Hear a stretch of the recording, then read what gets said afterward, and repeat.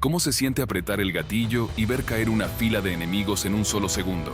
El sonido distintivo de tu arma te convierte de inmediato en el hombre más buscado del campo de batalla y en el primero que los francotiradores enemigos, la artillería y los tanques irán a buscar.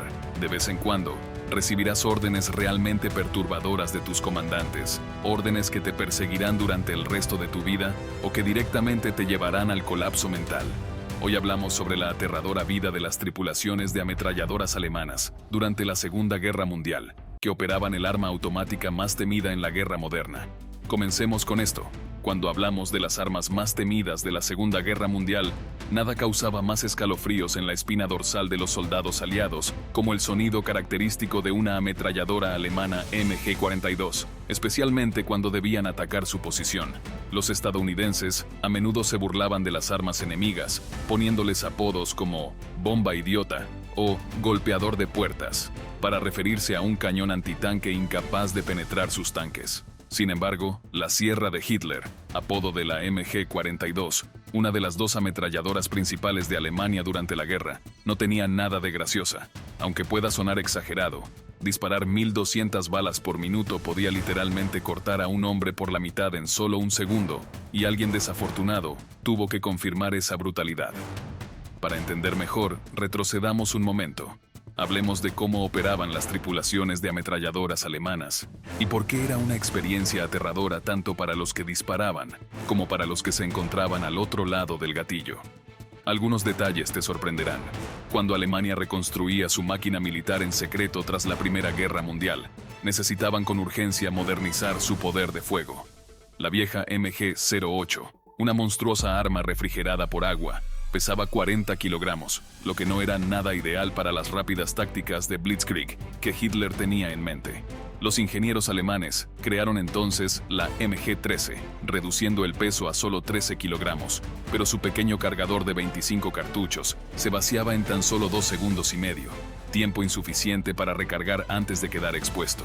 4 años después, apareció la MG-34, la primera verdadera ametralladora de propósito general del mundo, alimentada por banda y con un sistema de cañón de cambio rápido. Fue indudablemente revolucionaria, pero su costo era absurdo, costando horas de trabajo de más de 150 hombres para producir una sola arma, además de ser muy sensible a la suciedad y al frío. Fue entonces cuando los ingenieros alemanes se enfrentaron a un reto verdaderamente complicado: crear una ametralladora mejor, más confiable, con una tasa de fuego aterradora de entre 20 y 25 disparos por segundo, mientras la hacían más barata y fácil de fabricar. Para sorpresa de todos, crearon lo que se considera la mejor ametralladora jamás hecha, que aún está en servicio hoy, con solo modificaciones menores. La MG-42 estaba hecha de partes estampadas de metal, lo que redujo a la mitad los costos y tiempos de producción. Era mucho más confiable que su predecesora y disparaba más del doble de balas por minuto que las ametralladoras aliadas. Al final de la guerra, más de 400.000 MG-42 fueron producidas, suficientes para arruinarle el día a muchos soldados aliados. Para el ejército alemán, que generalmente estaba armado con rifles de cerrojo de 5 cartuchos, la ametralladora era el núcleo de su potencia de fuego. Mientras que los escuadrones aliados trataban las armas automáticas como apoyo para los fusileros, todo el escuadrón alemán estaba diseñado en torno a la ametralladora, con tácticas ingeniosas para protegerla, apoyarla y maximizar su poder de muerte. Típicamente, el escuadrón estaba compuesto por 10 hombres, con un equipo de 3 para operar la ametralladora en el corazón del escuadrón. El ametrallador portaba y disparaba la MG-34 o la MG-42, con un tambor de 50 cartuchos como munición lista y una pistola como arma secundaria. A su lado, el asistente de ametrallador cargaba 4 tambores adicionales y una caja de munición de 300 cartuchos, armado solo con una pistola. Su trabajo era asistir al ametrallador alimentando la munición, despejando atascos, recargando y cambiando de cañón rápidamente durante el combate. Si el ametrallador caía, el asistente tomaba su lugar de inmediato. Detrás de ellos estaba el portador de municiones, que cargaba 2 cajas adicionales de 300 cartuchos y estaba armado con un rifle K-98 acortado. Estos 3 hombres llevaban un mínimo de 1800 cartuchos del potente 7.92 Mauser. Los 7 miembros restantes del escuadrón, el líder con su subfusil MP-40 y los 5 fusileros, funcionaban esencialmente como una concha protectora alrededor de este núcleo mortal. Su misión era mantener la ametralladora operativa a toda costa. En ataque, los fusileros cargaban posiciones enemigas mientras la ametralladora proporcionaba fuego de cobertura. En defensa, protegían la ametralladora contra maniobras de flanqueo. Así, la ametralladora y su tripulación eran simultáneamente lo más poderoso y lo más vulnerable en el campo de batalla. El enemigo sabía que si eliminabas la ametralladora, eliminabas la fuente principal de fuego del escuadrón. Esto hacía que las tripulaciones de ametralladoras fueran el primer objetivo de todas las ramas del ejército enemigo, desde francotiradores hasta tanques. Operar una MG-42 era una habilidad compleja y físicamente exigente que requería una coordinación precisa entre los miembros de la tripulación. Un cañón recién instalado solo permitía, después de aproximadamente 20 segundos de fuego continuo, la recámara de la ametralladora comenzaba a sobrecalentarse tras unas 250 rondas, y la bocacha debía ser reemplazada inmediatamente. Una tripulación bien entrenada podía completar este proceso en tan solo unos segundos. Los soldados aliados conocían esta breve vulnerabilidad y estaban entrenados para aprovechar esa ventana tan estrecha durante el cambio de cañón para avanzar. Con su bípode, la MG-42 era relativamente ligera y fácil de desplegar en posiciones tendidas, lo que la hacía ideal para maniobras ofensivas. Sin embargo, aún mantenía un retroceso considerable, lo que la convertía en un desafío cuando se montaba sobre su trípode. En ese caso, la MG-42 se transformaba en una ametralladora pesada, convirtiéndose en una pesadilla defensiva en posiciones fijas.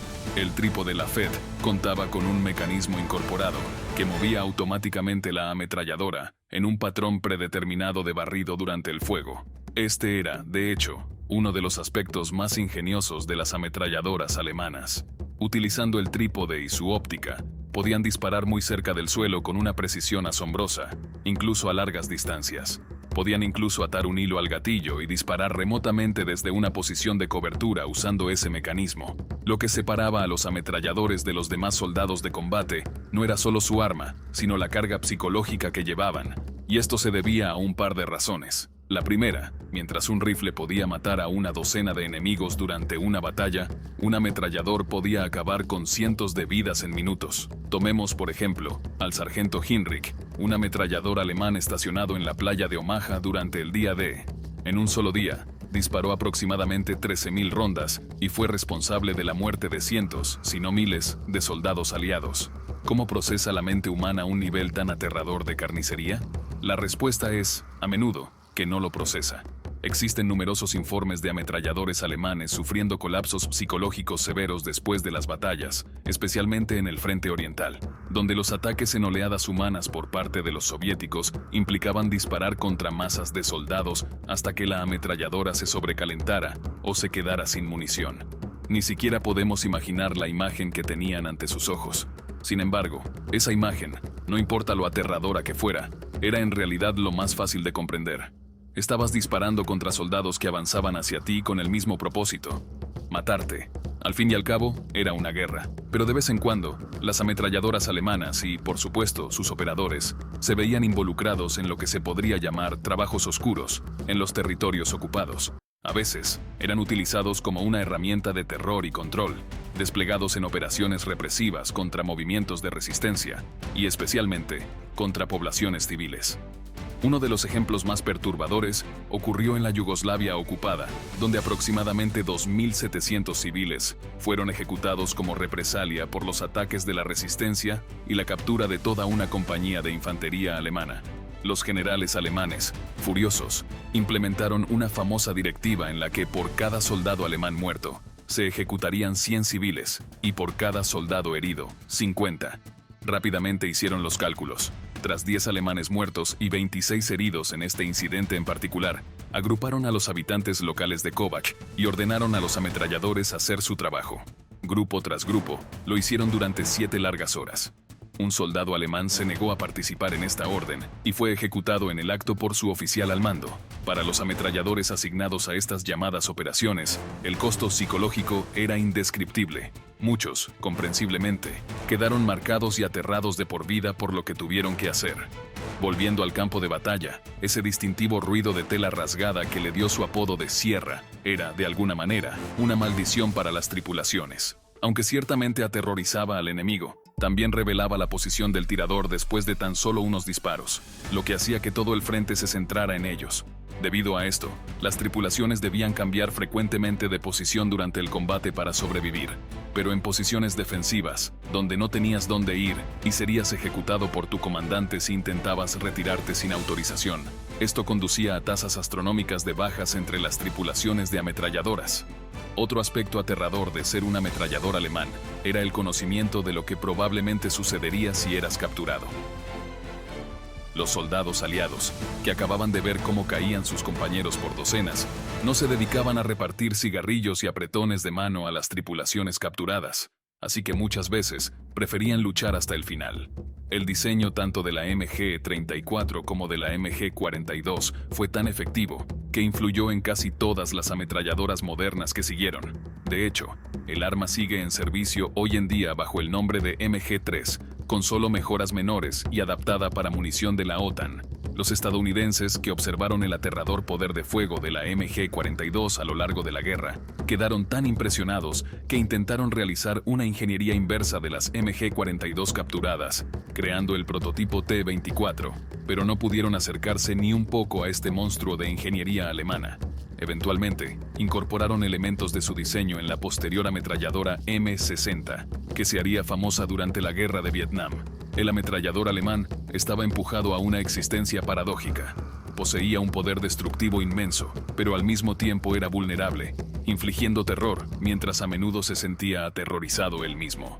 Eran el activo más valioso en su escuadrón, pero los hombres más cazados en el campo de batalla. La próxima vez que escuches el distintivo sonido de una MG-42 en una película de la Segunda Guerra Mundial, recuerda que detrás de esa impresionante arma había un ametrallador que vivía en un miedo constante y probablemente con una sensación de culpabilidad, con una esperanza de vida aterradora, medida en minutos. La respuesta de los aliados a los ametralladores alemanes capturados. Cuando un ametrallador alemán era capturado por las fuerzas aliadas durante la Segunda Guerra Mundial, su destino rara vez estaba determinado únicamente por la simple condición de prisionero de guerra. La captura de estos soldados, especialmente aquellos que habían sido parte de las unidades de élite, encargadas de las ametralladoras como la MG-42, significaba algo más que la simple detención de un enemigo. Estos hombres no solo representaban a los soldados del ejército nazi, sino que también estaban ligados a las horribles consecuencias de las acciones de su maquinaria bélica, muchas veces brutal y despiadada, sobre las poblaciones civiles y militares a lo largo de Europa. Para comprender cómo los aliados trataban a estos ametralladores, es necesario considerar el contexto emocional, psicológico y militar de la guerra. Los ametralladores alemanes, como las tripulaciones que operaban la MG-42, no solo estaban armados con una de las armas más mortales de la guerra, sino que estaban involucrados en algunas de las tácticas más devastadoras de las fuerzas nazis. La MG-42, apodada La Sierra, era conocida por su capacidad de disparar a una velocidad increíble, convirtiéndola en un instrumento de terror en el campo de batalla.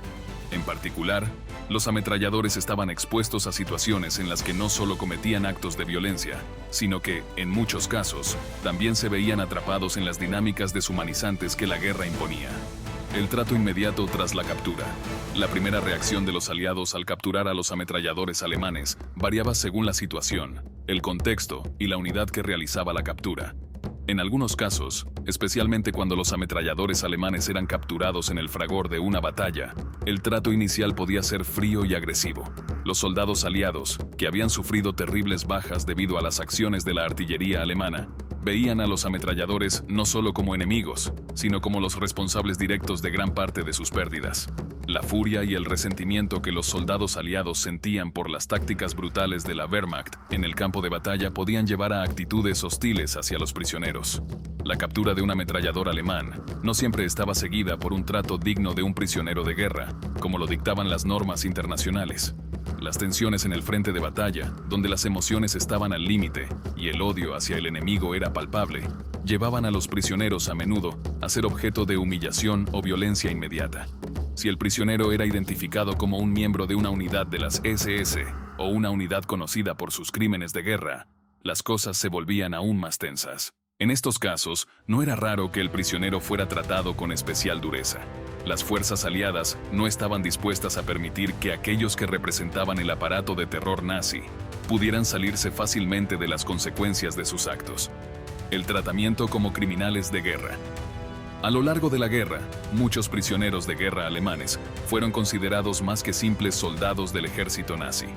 En particular, los ametralladores, debido a la naturaleza de su rol en la guerra, fueron vistos como figuras que desempeñaban un papel en la perpetuación de la violencia sistemática de la Wehrmacht.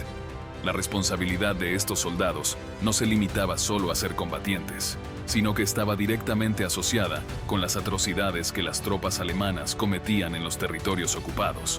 Los ametralladores alemanes no solo destruían al enemigo, también participaban en muchos casos en masacres de civiles, represalias y otras tácticas brutales. El trato que recibían estos prisioneros a menudo iba más allá del simple cautiverio. Fueron vistos por muchos como criminales de guerra, debido al hecho de que sus armas no solo estaban diseñadas para matar en el campo de batalla, sino también para sembrar terror y desesperación entre las poblaciones civiles.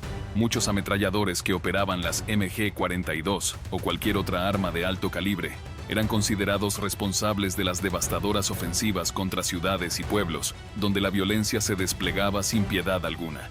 Por lo tanto, la respuesta de los aliados ante la captura de estos hombres era, en algunos casos, más dura de lo que hubiera sido para otros prisioneros de guerra. En cuanto a las investigaciones sobre crímenes de guerra, los ametralladores alemanes fueron a menudo objeto de un escrutinio especial. Si se descubrían evidencias de que habían participado en la ejecución de civiles o en represalias contra grupos de resistencia, podrían ser detenidos y sometidos a tribunales militares, donde se enfrentaban a cargos mucho más graves que los de simples prisioneros de guerra. La información obtenida de estos prisioneros de guerra era crucial para desmantelar las operaciones de las tropas alemanas, por lo que los aliados trataban de obtener la mayor cantidad de datos posibles sobre las tácticas y movimientos de la Wehrmacht. La cuestión moral y el impacto psicológico. La captura de un ametrallador alemán también revelaba una profunda cuestión moral y psicológica para los aliados. Si bien los soldados aliados tenían razones claras y legítimas para luchar contra el régimen nazi, muchos de ellos se enfrentaban a un dilema ético cuando se trataba de tratar con los prisioneros de guerra. Deberían ser tratados de acuerdo con las reglas de la guerra, que establecían un trato humano y justo a los prisioneros, o eran estos hombres responsables de las atrocidades tan horrendas que debían ser tratados de una manera distinta. Esta pregunta causaba conflictos dentro de las filas aliadas, especialmente cuando se trataba de los ametralladores que habían participado en operaciones represivas y exterminatorias. El impacto psicológico de la guerra en los prisioneros de guerra alemanes, incluidos los ametralladores, era profundo. Muchos de estos hombres, que antes de la guerra eran campesinos, obreros o estudiantes, se habían convertido en instrumentos de destrucción y al ser capturados, se enfrentaban no solo a la justicia militar, sino también a la condena de la sociedad. La tensión y el miedo que sentían estos hombres al ser apresados por los aliados se sumaban a la angustia psicológica que arrastraban de los horrores de la guerra. En muchos casos, los ametralladores capturados sufrían de trastornos psicológicos, como el trastorno de estrés postraumático, TEPT, que se manifestaba en conductas perturbadoras y crisis emocionales. Los interrogatorios y la presión por obtener información solo empeoraban su estado, haciendo que algunos prisioneros se derrumbaran por completo. Para los prisioneros que sobrevivieron al cautiverio, la lucha para lidiar con las consecuencias de su implicación en la guerra era una batalla que continuaba mucho después de que los combates hubieran terminado. Si te ha gustado este contenido y quieres seguir explorando más historias fascinantes, no olvides suscribirte al canal. Solo tienes que darle al botón de suscripción y activar la campanita para no perderte nada. Nos vemos en el próximo video.